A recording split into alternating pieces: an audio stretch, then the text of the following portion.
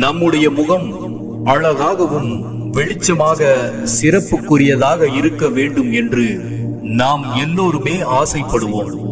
அருமை சகோதர சகோதரிகளே, இஸ்லாம் இந்த விஷயத்திலே மிகவும் அக்கறையாக சொல்லக்கூடியதை நாம் இப்போது பார்க்க இருக்கின்றோம்.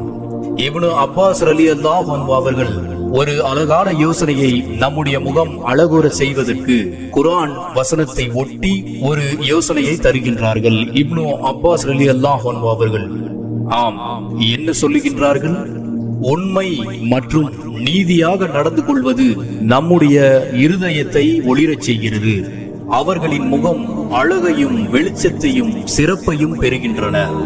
உடலை பலப்படுத்துகின்றது. அந்த மனிதரை மற்றவர்களின் இதயங்களில் ஒரு அன்பை உருவாக்குகிறது. அதே சமயம் அந்த மனிதர் பாவம் செய்துவிட்டால் இதயத்தை இருட்டாக்குகிறது, முகத்தை இருளாக்குகிறது, அவரது உடலை பலவீனப்படுத்துகின்றது, வாழ்வாதாரமின்மையை அவருக்கு தருகின்றது. அந்த மனிதரை மற்றவர்களின் இதயங்களில் வெறுப்பை உருவாக்குகிறது என்று இப்னு அப்பாஸ் ரலியல்லாஹு அன்ஹு அவர்கள் சொல்லுகின்றார்கள். குர்ஆனுடைய வசனத்தை பாருங்கள். 39வது அத்தியாயம் 60வது வசனத்தில், இன்னும் நபியே, அல்லாஹ்வின் மீது பொய்யுரைத்தார்களே, அத்தகையோரை அவர்களுடைய முகங்கள் மறுமை நாளில் கருப்பாக்கப்பட்டவையாக இருப்பதை நீர் காண்பீர். கர்வம் கொண்டிருந்தவர்களுக்கு தங்குமிடம் நரகத்தில் இல்லையா? ஆக அருமை சகோதர சகோதரிகளே, இந்த உலகத்திலே உண்மை இல்லாமல் பொய் பேசினால் நம்முடைய முகம் கருகும்.